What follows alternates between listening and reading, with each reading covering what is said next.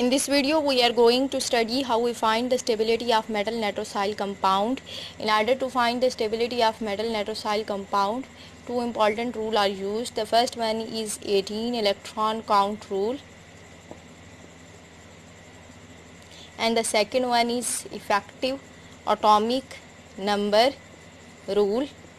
First of all, we study the stability of the metal nitrosyl compound, that is metal nitrosyl halide or metal nitrosyl cyanide, metal nitrosyl carbonyl और metal मिसलीजेंस metal nitrosyl compound. इन सब metal nitrosyl compound की आप stability find करने के लिए आपको क्या करना होगा? First of all we can calculate the stability of these metal nitrosyl compound by using 18 electron count. इस काउंट के अकॉर्डिंग, इस रूल के according, count rule,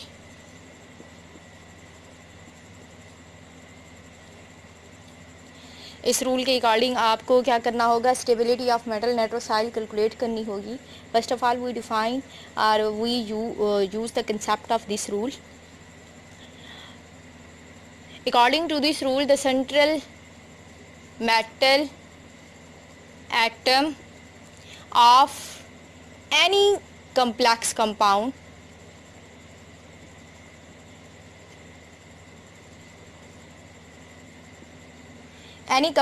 compound tends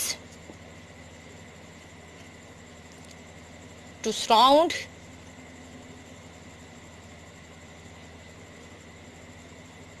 sufficient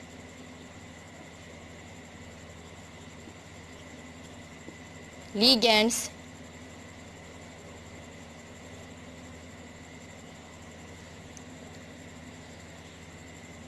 and complete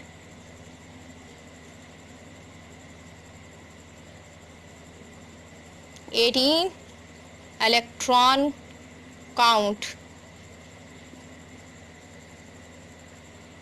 in its valence shell in order to get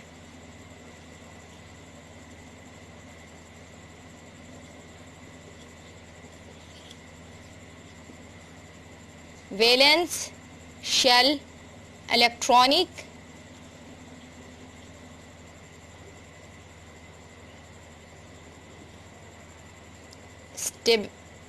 configuration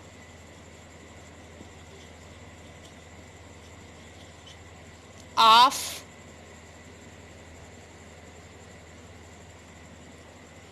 argon gas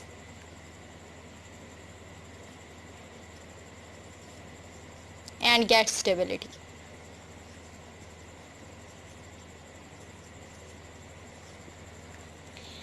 इस rule के according ये है कि आप सेंट्रल मेटल एटम किसी भी कम्प्लेक्स की, भले वो मेटल नाइट्रोसाइल कम्प्लेक्स हो, कार्बोनाइल कम्प्लेक्स हो, any other coordinate compound complex हो, तो अब आप देखें कि सेंट्रल मेटल एटम क्या करेगी? वो बेंड करेगी इतनी सफिशिएंट डिवीजन के साथ और अपने वैलेंस शेल में 18 इलेक्ट्रॉन काउंट को फॉलो करेगी, इसको कंप्लीट करेगी और नोबल गैस आर्गोन की कॉन्फ़िगरेशन को फॉलो करते हुए स्टेबिलिटी गेन करेगी। इस रूल के according, this rule is also known as argon gas rule because all metal complexes, metal nitrosyl complexes or any other type of complexes gain stability when they attain its valence shell configuration equal to the noble gas argon configuration. That's why this rule is known as argon gas rule. इसके अलावा वो किसी भी noble gas की configuration attain नहीं करते, just argon की configuration ही attain करते हैं, तो इसलिए हम इसे आर्गोन गैस रूल भी बोलते हैं। इस रूल के अकॉर्डिंग आप मेटल नाइट्रोसाइल कंपाउंड की या किसी भी कोऑर्डिनेट कोवेलेंट कम्प्लेक्स कंपाउंड की आप स्टेबिलिटी को इस तरह से कैलकुलेट करते हैं। सिंपली इस डेफिनेशन के according 18 electron, mathematically we can represent 18 electron count is equal to the sum of number of d electron of central metal atom, total number of d electron or we can say valence shell electron of central metal atom, sp हो सकता है उसमें, total number of valence shell electron of central metal atom plus number of total number of donating electrons.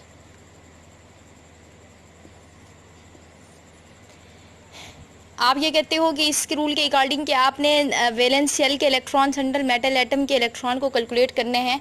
आप D के electron, D भी valence shell हो सकता है, डी और एस दोनों भी वैलेंस शेल हो सकते हैं। जितनी आपके पास वैलेंस शेल होंगे उसकी total configuration central metal atom के इलेक्ट्रॉन लेंगे और प्लस आपने लिगेंड के डोनेटिंग इलेक्ट्रॉन का टोटल डोनेटिंग इलेक्ट्रॉन अगर आप प्लस कर दें और देखें कि अगर ये 18 इलेक्ट्रॉन काउंट के इक्वल हो तो तब आप ये कहोगे it is stable. If it is not equal to 18 electron count, then we can say it is not stable according to 18 electron count rule. First of all, we take an example of metal nitrosyl compound, metal nitrosyl carbonyl compound, in order to calculate its stability, in order to find its stability by calculating the 18 electron rule. The metal nitrosyl carbonyl compound example is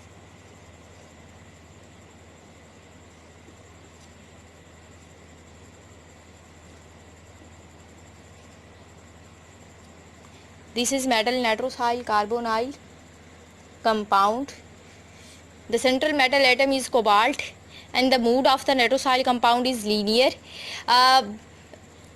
इस video से पहले आपको structure of metal नाइट्रोसाइल की video को क्या करना होगा, पहले उसको देखना होगा और उसको जब आप देखेंगे उस वीडियो में हमने structure of the metal nitrosyl compound जब एक्सप्लेन की थी तो according to this the metal nitrosyl compound have tendency to donate 3 electron at a time. तो ये जो नाइट्रोसाइल कंपाउंड होते हैं ये 3 इलेक्ट्रॉन डोनेट करते हैं और नाइट्रोसाइल लिगेंड के ऊपर क्या होता है, पॉजिटिव चार्ज। अब इस कम्प्लेक्स के ऊपर जब मेटल एक इलेक्ट्रॉन डोनेट करती है कोबाल्ट को तो उसके ऊपर क्या आ जाता है, आपके पास 1 नेगेटिव चार्ज। तो now the cobalt has configuration, the cobalt atomic number is 27. By gaining 1 electron it will be equal to 28 and the valence shell electronic configuration of cobalt is equal to 3d8 and 4s2.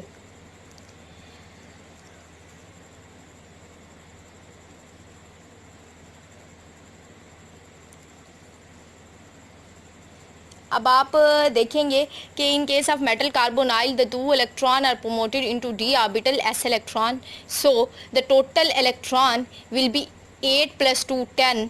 तो आप number of d electron आज simple कहें number of valence electron of central metal atom is equal to 10। The number of electron donated by a ligand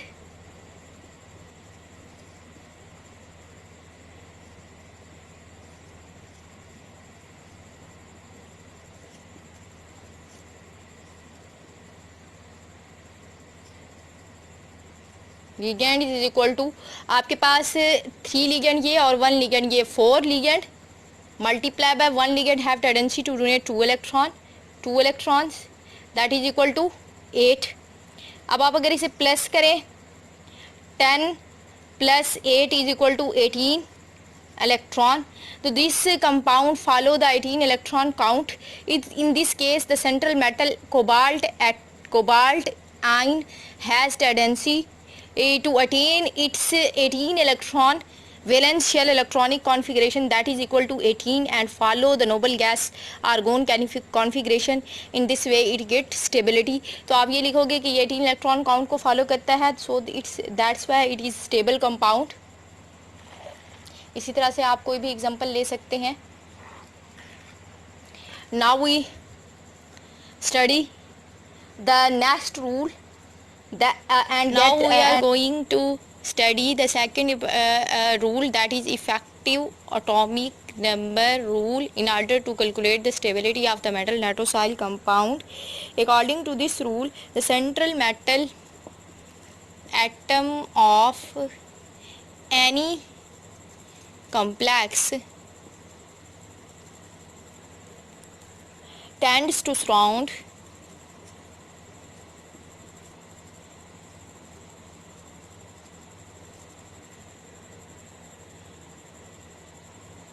with sufficient ligand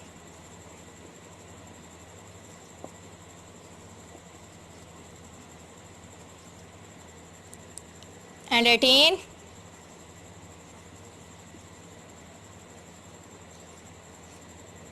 effective atomic number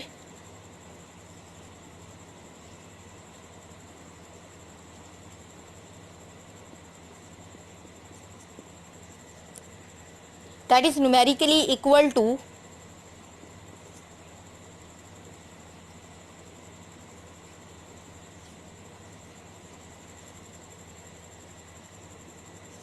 the atomic number of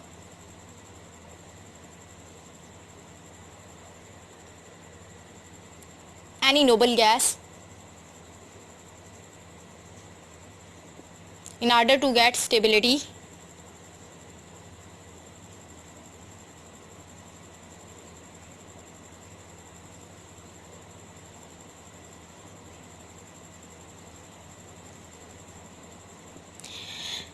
इस rule के according आप ये कहते हो कि central metal atom इतनी sufficient ligand के साथ बाइंड करती है और वो इफेक्टिव एटॉमिक नंबर की कॉन्फ़िगरेशन को अटेन करने की कोशिश करती है कि नोबल गैस की कॉन्फ़िगरेशन टोटल उसका इलेक्ट्रॉन काउंट की कॉन्फ़िगरेशन को क्या करने अटेन करने की कोशिश करती है और तब वो स्टेबल कहलाती है. Simply we can say the tendency of the central metal atom to attain its total electron count and follow the noble electronic configuration is known as effective atomic number rule.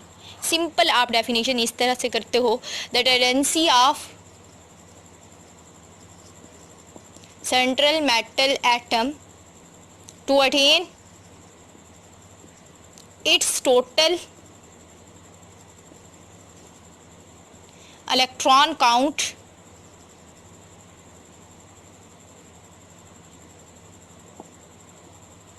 equal to noble gas atomic number are equal to effective atomic number are equal in order to attain the tendency of the central metal atom to attain the noble gas configuration. ये भी आप simply कह सकते हो. तो इस rule के according हमने क्या करना होगा, टोटल इलेक्ट्रॉन काउंट कैलकुलेट करना होगा. 18 इलेक्ट्रॉन रूल के अकॉर्डिंग आपने वैलेंस इलेक्ट्रॉन काउंट कैलकुलेट किया था. इस केस में आप टोटल इलेक्ट्रॉन काउंट कैलकुलेट करेंगे. तो effective atomic number is equal to according to this is mathematically may be define as z minus X plus coordination number multiply by 2. Mean के आपके पास कोई भी मेटल एटम होगी, उसके ऊपर अगर कोई भी चार्ज हो, z is the atomic number of central metal atom.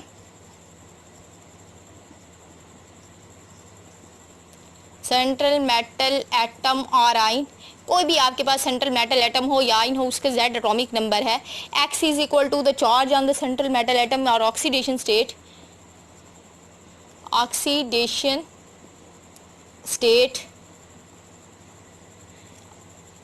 Of central metal atom, उसके ऊपर जो भी ऑक्सीडेशन स्टेट हो या आइन हो.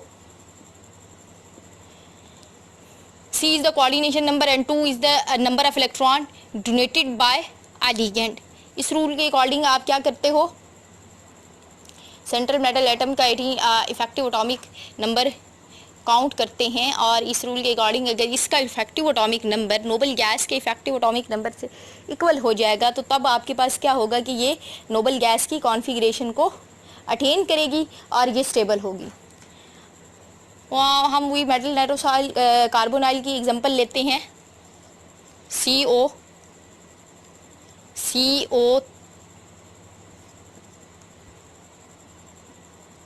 कोबाल्ट CO3 NO, इस केस पे इसका लीनियर मूड है, इसके ऊपर पॉजिटिव चार्ज, ओवरऑल आपके पास 0 charge. The atomic number of the cobalt is 27. By gaining it electron, its atomic number will be 28.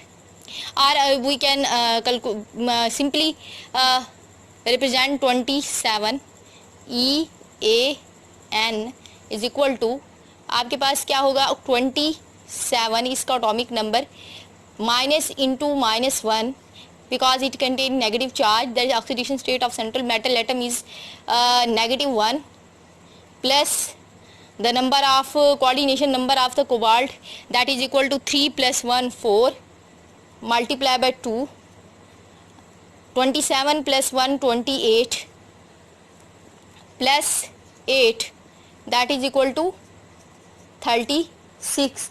The total electron count of the central metal atom will be equal to 36, and it is equal to the atomic number of the krypton noble gas. So central metal atom attain its total electronic configuration of the effective atomic number of noble gas, that is krypton. So it is stable according to effective atomic number rule. अब आप कोई भी example हो, आपके पास metal नाइट्रोसाइल halide की हो, carbonyl की हो, कोई भी एग्जांपल हो, तो आप इसी तरह से क्या कर सकते हैं, दोनों रूल्स को फॉलो करते हुए उसकी स्टेबिलिटी को फाइंड आउट कर सकते हैं। This is all about the stability of the metal nitrosyl and how we find the stability of metal nitrosyl by using effective atomic number rule and 18 electron count